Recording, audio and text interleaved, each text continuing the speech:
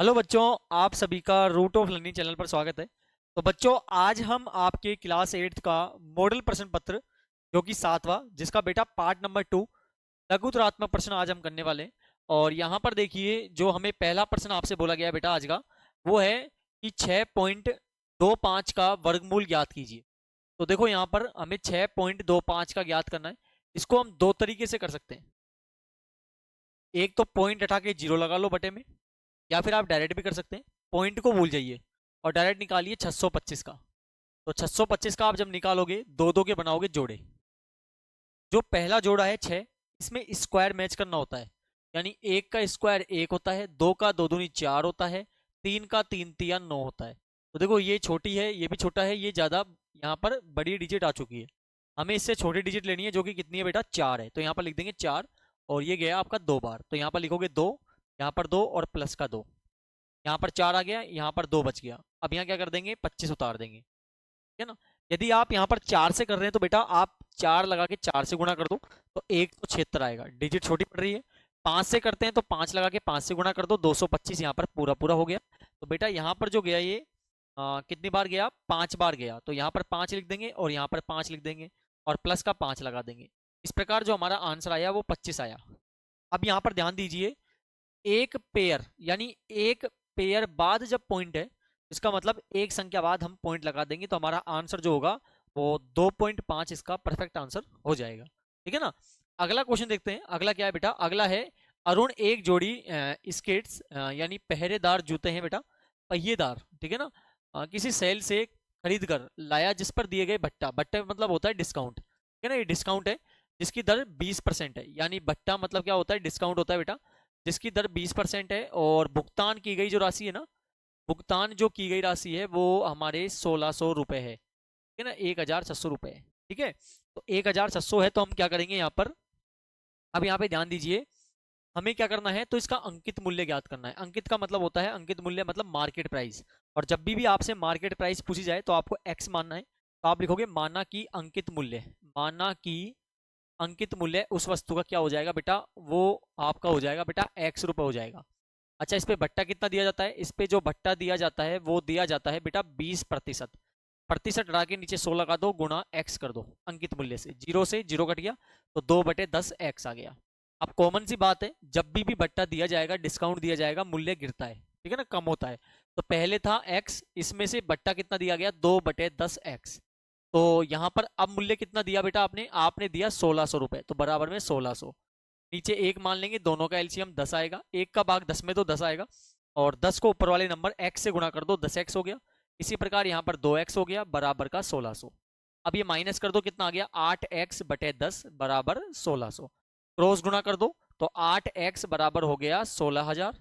x को बाहर कर दो, गुणा चल जाएगा बेटा भाग में, तो यहाँ पर आप भाग दोगे तो आपके पास आएगा 2,000 रुपए। तो इसलिए इसमें यहाँ पर जो भट्टा होगा देने के बाद, 20% भट्टे देने के बाद, जो अंकित मूल्य था वो उससे पहले, अंकित मूल्य का मतलब जो प्राइस था ना एक्चुअल में, वो 2,000 रुपए था। ठीक है ना। अगले क्वेश्चन पे बढ़ते हैं। अगला क्या है, अगला दिया हुआ है, यदि किसी डिब्बे की मिठाई को 24 बच्चों में बांटा जाए तो प्रत्येक बच्चे को 5 मिठाइयाँ मिलती है। यहाँ पर आपसे क्या बोला गया है कि भैया यदि 24 बच्चे हैं और उनको बांटा जाए तो प्रत्येक बच्चे को 5-5 मिठाइयाँ मिल जाएंगी। अब बच्चों की संख्या को 4 कम कर दिया, तो जब संख्या 4 कम हो गई तो सीधी सी बात है, अब बच्चों को मिठाई ज्यादा मिलेगी। ठीक है ना। तो जब भी इस प्रकार का कोई क्वेश्चन होता है, तो मैंने आपको पहले भी पार्ट जब किए थे मॉडल पेपर के, उनमें मैंने समझाया था कि एक वैल्यू गिरे और एक बढ़े, तो वो आपकी कहलाती है आप अप्रत्यक्ष विधि। क्या कहलाती है, अप्रत्यक्ष विधि कहलाती है। और एक वैल्यू बढ़े और एक वैल्यू दूसरी भी बढ़े, जैसे यहाँ पर मिठाइयों की संख्या बढ़ जाती, ठीक है ना, बच्चे यदि घट रहे हैं और मिठाइयों की संख्या भी घट जाती, तो ये प्रत्यक्ष विधि होती, ठीक है ना। या बढ़ जाती तो मिठाइयों की संख्या बढ़ जाए, तो भी प्रत्यक्ष होती। लेकिन एक बढ़े और एक घटे, जैसे यहाँ पर बच्चे क्या हुए, 4 कम कर दिए गए, तो मिठाइयाँ क्या हुई, बढ़ गई, तो मतलब एक घट रहा है और एक बढ़ रहा है, तो ये इस प्रकार की अप्रत्यक्ष विधि कहलाती है। और जिसका सूत्र होता है x1 गुणा y1 बराबर x2 गुणा y2, ठीक है ना। तो यहाँ पर आप इस प्रकार के बॉक्स बनाएंगे और यहाँ पर लिखोगे बच्चों की संख्या, और यहाँ पर लिखोगे इनको मिठाई जो दी जा रही है ना बेटा, उनकी संख्या। तो यहाँ पर हम इस प्रकार लिख देंगे, तो बच्चे कितने हैं, 24 हैं, तो 5 मिठाइयाँ मिल रही हैं। बच्चों में 4 कमी कर दी गई, पहले थे 24, अब 4 कम कर दो यानी 20 हो गए। तो हमें ये ज्ञात करना है, ये x1 होता है बेटा, ये y1 होता है, ये x2 होता है, ये होता है बेटा y2। तो x1 गुणा y1 बराबर x2 गुणा y2। y2 को बाहर कर दो, गुणा किस में चल जाएगा बेटा, गुणा चल जाएगा भाग में, ठीक है ना। तो ये 4 बार कट गया और 4 से ये 6 बार कट गया। तो अब बच्चों को जो मिठाई मिलेगी ना, वो प्रत्येक बच्चे को 6 मिलेगी, जब बच्चों की संख्या 4 कम कर दी जाती है, ठीक है ना। तो 6 मिठाइयाँ उनको प्राप्त होगी, ठीक है। अगले क्वेश्चन में बढ़ते हैं। अगला है 2x 3x प्लस 5xy का हमें क्या करना है, गुणनफल करना है। गुणनफल का मतलब होता है गुणा। तो 2x और 3x प्लस 5xy, तो आप क्या करोगे, 2 को 3 से गुणा करोगे 6, x कितने हो गए, 2 हो गए, प्लस और 2 को 5 से गुणा कर दो 10, x कितने हो गए, 2 और y 1 हो गया। इस प्रकार इसका आंसर हो गया। अगला क्वेश्चन क्या है, किसी सड़क को समतल करने के लिए एक सड़क के रोलर को सड़क के ऊपर एक बार घूमने के लिए 750 चक्कर लगाने पड़ते हैं। यदि सड़क रोलर का व्यास 84 सेंटीमीटर और लंबाई का मतलब ऊंचाई 1 मीटर है, तो सड़क का क्षेत्रफल ज्ञात कीजिए। रोलर जो होता है ना बेटा, इस प्रकार का होता है, सड़क जो समतल करता है, ठीक है ना, इस प्रकार का होता है। उसके ये वाले हिस्से काम में नहीं आते, उसका ये वाला जो हिस्सा है ना, ये वाला जो ये वाला हिस्सा है, ये काम में आता है। और जब भी इस प्रकार का है, तो इसका मतलब देखो, ये रोलर बात हो रही है, तो इसका ये वाला हिस्से काम आते हैं, ठीक है ना, ये वाला हिस्सा काम आता है। इसके ये साइड वाले काम में नहीं आते, दोनों साइड से, ठीक है ना, ये वाला भी काम में नहीं आएगा। तो जब भी इस प्रकार से बात होती है, तो हमेशा ध्यान रखना बेटा, आपके वक्र पृष्ठीय क्षेत्रफल लगेगा। और रोलर जो होता है वो बेलन के आकार का होता है, ठीक है ना।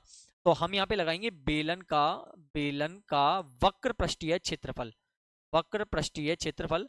और जिसका सूत्र बेटा आपके होता है 2πr(h), क्या होता है, 2πr(h) होता है, ठीक है। अब यहाँ पर क्या है कि जो लंबाई है यानी कि ऊंचाई जो है यहाँ पर 1 मीटर है, और यहाँ पर ये सेंटीमीटर में है। तो हम क्या करेंगे, पहले तो इसको एक काम करते हैं, हमें त्रिज्या चाहिए होती है। त्रिज्या क्या होती है, व्यास की आधी होती है। तो व्यास कितना है बेटा, 84, इसका आधा कर देंगे, तो आधा कितना आएगा, 42 सेंटीमीटर आएगा। ये मीटर में है तो इसको मीटर में चेंज कर दो, 1 मीटर में होते हैं 100, तो 100 का भाग आप जब दोगे तो 0.24 मीटर यहाँ पर आ जाएगा, ठीक है ना। अब हम क्या करेंगे, सूत्र में लगाएंगे 2 गुणा 22/7, पाई का मान आर कितना है बेटा, आर हमें दिया हुआ है 0.42 बटे, ओ सॉरी गुणा, और एच कितना है, एच 1 है, पॉइंट हटा दो, 2 संख्या बाद पॉइंट है, 2 जीरो बढ़ा दो, ये 6 बार कट गया, ठीक है ना। अब क्या करोगे, गुणा कर दो, यहाँ पे 44 आ गया, 44 गुणा 6 कर दो, 6 चांग 36, 6 चांग 36, 37 38 बटे का 100, और 3 8 6, 2 संख्या है, 2 जीरो है, 2 संख्या बाद लगा दो पॉइंट, ये मीटर स्क्वायर आ गया, ठीक है। ये आपके एक चक्कर का है। हमें क्या करना है, हमें बताना है 750 चक्कर का। तो आप क्या कर दोगे, 3.86 को 750 से गुणा कर दोगे, तो आपके पास जो आंसर आएगा वो मीटर स्क्वायर में आप इसका आंसर लिख दीजिएगा, तो आपका इसका इस प्रकार आंसर हो जाएगा, ठीक है ना। अगले क्वेश्चन पे बढ़ते हैं। अगला क्या है, 22वां दिया हुआ है, निम्न तालिका में दी गई राशियों के रैखिक आलेख बनाइए। समय विशेष पर एक रोड लाइट से गुजरने वाले वाहनों की संख्या आपको दी गई है। अब देखो, ये जब भी आप बनाओगे आपके ग्राफ में बनेगा, और ग्राफ में थोड़ा ढंग से बनाइएगा, यहाँ पे ये प्रोवाइड नहीं है, तो मैं थोड़ा आपको समझा रहा हूँ रफली एक तरह से। और यहाँ पर आप लिखोगे बेटा समय, यहाँ पर समय आएगा, और समय क्या क्या है लिख दीजिए, 6 बजे, 7 बजे, और 8 बजे है, 9 बजे है, और 10 बजे है। और साथ में यहाँ पर लिखोगे बेटा वाहनों की संख्या, वाहनों की संख्या। तो हम यहाँ पे लिख देंगे वाहनों की संख्या। तो वाहनों की संख्या क्या है बेटा, 40 20, तो मैं एक काम करता हूँ, 20 20 का गैप ले लेता हूँ। तो 0 हो गया, 20 हो गया, 40 हो गया, 60 हो गया, 80 हो गया, 100 हो गया, 120 हो गया, 140 हो गया, 160 हो गया, और 180 हो गया, ठीक है। गैप इक्वल लेना जरूरी होता है।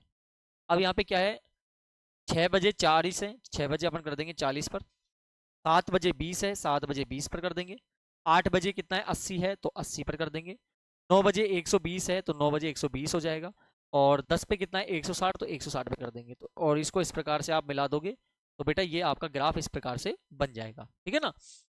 अब बढ़ते हैं अगले क्वेश्चन पे, और अगला क्या है हमारा 23वां निम्नतम प्रश्न है। नीचे दिए गए आंकड़ों का एक पाई चार्ट बनाइए। देखो, पाई चार्ट आप जब भी बनाओगे तो 3 बॉक्सेस बनते हैं, ठीक है ना, 3 बॉक्सेस बनेंगे, और इनका कुछ इस प्रकार से निकालना होता है। देखो यहाँ पर लिखा हुआ है कि एक बच्चे द्वारा एक दिन में व्यतीत किया गया समय इस प्रकार है, तो आपको इनका एक पाई चार्ट बनाना है। तो इनका आपको टोटल करना पड़ेगा, टोटल कर दीजिए, इनका टोटल कितना आएगा, 8 6 14, 14 और 4 18, 4 22 2 26 हो गया, ठीक है ना। तो 26 हम लिख देंगे यहाँ पर, 8 6 14, 4 18, 18 4 22, 22 और 2 24 आएगा, ठीक है ना, यहाँ 24 आएगा, यहाँ पे आ जाएगा 24, यहाँ पर लिख देंगे 24 लिख देंगे आप, ठीक है ना। अब हम क्या करेंगे आगे इसमें, अब यहाँ पर आगे जो निकलेगा इसी प्रकार हम क्वेश्चंस निकालेंगे जैसे हमको दिया हुआ है, ठीक है ना। तो यहाँ पर जो आपको दिया हुआ है हमें क्या करना है, हमें यहाँ पर पाई चार्ट बनाना होगा, ठीक है ना। हमें यहाँ पर क्या करना होगा, पाई चार्ट बनाना होगा। तो हम क्या करेंगे यहाँ पर टोटल होने के बाद देखो पहले सोना का निकालेंगे कितना है 8, और बटे में टोटल वैल्यू 24 गुणा पाई चार्ट जब भी बनाओगे 360 डिग्री से गुणा करोगे। कितने से गुणा करोगे आप, 360 डिग्री से उसे गुणा करेंगे, ठीक है ना। अब इसे काटिए, कट जाएगा क्या, बिल्कुल 8 या 24 और 3 से कट गया 120 बार। इसी प्रकार आप सबों के मान निकालोगे, स्कूल का निकालोगे, गृह कार्य का निकालोगे। इसी प्रकार आप बनाने के बाद सभी डिग्री में आएंगे, और इनका जो पाई चार्ट बनेगा वो देखो आपको पेंसिल प्रकार और स्केल इनकी सहायता से और डी इनकी सहायता से आपको बनाना होगा, ठीक है ना। और फिर आप उनको बना के और आपको उनको शो करना पड़ेगा, ठीक है ना। और इनको बनाने के लिए आपको देखो मैंने बताया है यहाँ पर बन नहीं सकता परफेक्ट तरीके से, तो आप इनको बना के देखिएगा, और इसकी वीडियो भी मैंने पाई चार्ट के अलग से अपलोड की हुई है बेटा, उससे आप समझ सकते हैं। और किसी शहर के युवा, यहाँ पर लिखा हुआ है, किसी शहर के युवा व्यक्तियों के एक समूह का यह जानने के लिए एक सर्वे किया गया कि वे किस प्रकार का संगीत पसंद करते हैं। इनसे प्राप्त आंकड़ों का संलग्न पाई चार्ट में दर्शाया गया है। इस पाई चार्ट में निम्नलिखित प्रश्नों के उत्तर दीजिए, यहाँ पे लिखा हुआ है सब चीजें। यदि 20 व्यक्ति शास्त्रीय संगीत को पसंद करते हैं तो कुल कितने व्यक्तियों द्वारा सर्वे किया गया था। जब भी एक चीज ध्यान रखना, कुल आपसे संख्या पूछी जाए तो उसको x मान लो, तो आप कुल लोग जो है यहाँ पर मान लेंगे हम x है, ठीक है ना। और यहाँ पर आपको शास्त्रीय संगीत का आपको नंबर दिया हुआ है लोगों का, जो कि है कितना बेटा, वो दिया हुआ है 20। इनसे कुल वैल्यू कैसे निकलती है देखो, यहाँ पर आपको शास्त्रीय का दिया हुआ है कितना है 10%, इसी का काम में लेंगे अपन। तो यहाँ पर शास्त्रीय का जो दिया हुआ है ये है आपका 10%, प्रतिशत हट के नीचे 100 गुणा कुल वैल्यू x, 0 से 0 कट गया तो x बटे 10 हो गया, ठीक है ना। अब x बटे 10 बराबर इसकी कुल वैल्यू आपको दी हुई है शास्त्रीय की कितनी है 20, तो इसको क्रॉस गुणा कर दो तो x की वैल्यू कितनी आ गई 200। तो इसलिए यहाँ पर जो लोग थे ना बेटा, वो टोटल लोग कितने थे, 200 लोग यहाँ पर थे, ठीक है। अगले क्वेश्चन बढ़ते हैं। यदि कोई कैसेट कंपनी 1000 सीडी बनाना चाहती है तो प्रत्येक प्रकार की कितनी सीढ़ियां बनाएंगे। अब देखो 1000 सीढ़ियां हैं, ठीक है ना, तो प्रत्येक की निकाल लो, सबों की निकाल पाओगे आप। जैसे अपन निकालते हैं उपशास्त्रीय की, तो उपशास्त्रीय की निकालोगे तो कितना है 20 बटे प्रतिशत हट के नीचे 100, 1000 सीढ़ी है, 2 जीरो से 2 जीरो कट गया तो 200 सीढ़ी इसकी बन जाएगी। इसी प्रकार मनोरंजन की निकाल लो, 40 बटे 100 गुणा कितना 1000, 1000 सीढ़ियां हैं, 2 जीरो से 2 जीरो कट गया 400 इसकी निकल गई। इस प्रकार आप सबों की निकाल लीजिएगा, ठीक है। अगले क्वेश्चन में पढ़ते हैं, और ये क्वेश्चन क्या दिया हुआ है, आकृति में कोण P तथा कोण S की माप ज्ञात कीजिए यदि SP है जो कि आपके समांतर है। समांतर का साइन है ये वाला, ठीक है ना। समांतर का मतलब होता है कि दो रेखा ऐसी जिनको आगे पीछे कहीं पर भी बढ़ाओ कहीं पर भी जाकर नहीं मिलती है। आपके RQ के समांतर है। यदि आप M एंगल R का ज्ञात करते हैं तो क्या M एंगल P को ज्ञात करने की कोई एक विधि है क्या। देखो एंगल P हमें ये वाला ज्ञात करना है, ठीक है। अब ये कैसे निकलेगा, ध्यान रखिएगा। जब कोई दो रेखा समांतर होती है और उसको कोई एक रेखा काटती है, ठीक है ना, तो उन पे बनने वाले जो एंगल होते हैं उनका सम 180 डिग्री होता है, जिसको आसन कोण बोलते हैं, ठीक है। तो यहाँ पर 130 डिग्री है, तो 180 में से 130 माइनस कर दो तो कितना आएगा आपके पास 50 डिग्री आएगा। तो इस प्रकार इसका आंसर क्या हो जाएगा बेटा, 50 डिग्री हो जाएगा। और इसका भी निकालना चाहो तो आप निकाल दो, दो रेखा समांतर है, ये लाइन काट रही है, तो इसका और इसका जोड़ जो होगा 180 डिग्री होगा, तो ये 90 डिग्री कहलाता है हमेशा। तो 180 में से 90 गया तो कितना बच गया, 90 बच गया। इस प्रकार इसका आंसर कंप्लीट हो गया। किसी समबाहुभुज में कम से कम कितने अंश का अंतःकोण संभव है। देखो क्या पूछा गया है आपसे कि कोई आपके समबाहुभुज है, ठीक है ना, और उस समबाहुभुज में आपसे पूछा गया है कि कितने अंतःकोण का यहाँ पर कोण संभव हो सकता है, वो आपको यहाँ पर बताना होगा, ठीक है ना। तो देखो बच्चों पहली चीज तो ये नोटेट करो कि समबाहुभुज मतलब क्या होता है। समबाहुभुज मतलब ऐसा होता है ऐसी आकृति जिसकी सभी भुजाएं और सभी कोण बराबर होते हैं, जैसे समबाहु त्रिभुज हो गया, वर्ग हो गया, ठीक है ना। और इसी प्रकार के समबाहुभुज कहलाते हैं। तो उनमें सबसे अंतःकोण संभव देखो 60 डिग्री का होगा, क्योंकि त्रिभुज जो होता है ना, सबसे छोटी समबाहुभुज त्रिभुज कहलाएगा, वो भी समबाहु त्रिभुज, और उसका प्रत्येक कोण 60 डिग्री का होता है अंतःकोण, इसलिए 60 डिग्री होगा। समबाहुभुज में अधिक से अधिक कोण जब भी आपसे पूछा जाएगा हमेशा बाह्य कोण का मान होगा आपके 120 डिग्री। कितना याद कर लीजिएगा, 120 डिग्री होता है। अगले क्वेश्चन में बढ़ते हैं। तो अगला क्या है बेटा, अगला है हमारा ये आज का लास्ट क्वेश्चन है, निम्नलिखित व्यंजकों की गुणनखंड कीजिए। और देखो इसी प्रकार का सेकंड क्वेश्चन है, एक क्वेश्चन समझेंगे हम, इसका ये पार्ट सेम है। तो 25 का फर्स्ट पॉइंट है यहाँ पर, एक्स की पावर 2 प्लस एक्स वाई और प्लस का 8x प्लस का 8y। जब भी इस प्रकार का प्रश्न आता है दो दो के जोड़े बना दो, इन दोनों में मैच करेगा x, यहाँ से एक x हट गया, यहाँ से x हट गया तो y बच गया। इन दोनों में मैच करेगा बेटा 8, 8 से 8 हट गया x बच गया, 8 से 8 हट गया y बच गया। तो देखो अंदर का मैच हो गया, तो एक तो अंदर का हो जाएगा और एक हमारा हो जाएगा बाहर का। तो इस प्रकार इसका आंसर ही कंप्लीट हो गया।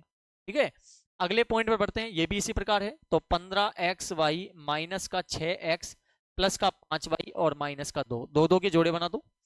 15 और 6 दोनों सेम पाड़े में 3 में आते हैं, तो 3 पंजो 15, 3 दूनी 6, एक्स इसमें और एक्स इसमें, तो 3 का भाग दो 5, क्या बच गया y।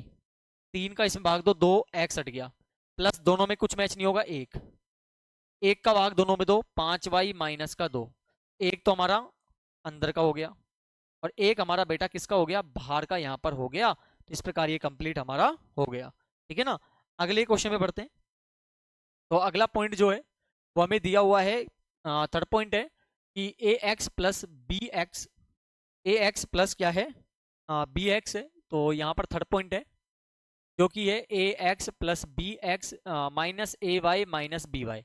दो दो के जोड़े बनाएंगे, इन दोनों में मैच करेगा एक्स, एक्स से एक्स हट गया एक बच गया, एक्स से एक्स हट गया बी बच गया, माइनस और यहाँ पे क्या मैच हो रहा है वाई, तो यहाँ पर ए बच गया, माइनस माइनस प्लस, वाई से वाई हट गया बी बच गया। दोनों मैच हो गए, एक अंदर का और एक क्या हो जाएगा हमारा बाहर का हो जाएगा। ठीक है ना, और इसी का लास्ट पॉइंट है बेटा, और यह आज का हमारा लास्ट क्वेश्चन है। 15PQ प्लस का 15 प्लस का 9Q और प्लस का 25P, वही दो दो के जोड़े बना दिया। अब क्या करेंगे, दोनों में देखो 15 मैच हो रहा है तो 15 ले लेंगे, और कुछ मैच हो रहा है क्या, और कुछ इसमें मैच नहीं हो रहा है। ठीक है ना, तो यहाँ पर क्या बच गया, यहाँ पर बच गया PQ बच गया, और प्लस का 15 से 15 हट गया एक बच गया, प्लस इन दोनों में क्या मैच हो रहा है, इन दोनों में कुछ मैच नहीं हो रहा है। एक काम करते हैं, इसका आंसर इस प्रकार से नहीं आ पाएगा, तो हम एक काम करेंगे, इनका जो जोड़ा है ना उनको चेंज करने की कोशिश करेंगे। यानी 15PQ है तो उसको हम रख लेते हैं जैसे इसके साथ रख लेते हैं 9Q के साथ, और प्लस 25P को हम रख लेते हैं 15 के साथ, और दो दो के जोड़े बनाते हैं। ठीक है, दोनों में 3 के पारे में आता है, Q हमें मैच हो गया, तो 3 पंजो 15 P और 3 तिया 9, इन दोनों में क्या मैच हो जाएगा 5 पचाम 25 और 5 तिया 15। तो देखो ये जोड़ा बन गया, एक जोड़ा तो अंदर का हो जाएगा और एक हमारा जोड़ा जो है वो किसका हो जाएगा बेटा, बाहर का। तो इस प्रकार इसका आंसर कंप्लीट हो गया। ठीक है, तो इस प्रकार बेटा हमने पूरा मॉडल पेपर हल कर लिया है और मुझे पूरी उम्मीद है आपको समझ आया है। तो दोस्तों इसी प्रकार की वीडियो देखने के लिए चैनल को जरूर सब्सक्राइब करें, लाइक करें और ज़्यादा से ज़्यादा शेयर करें। मिलते हैं नेक्स्ट वीडियो में, बहुत बहुत धन्यवाद।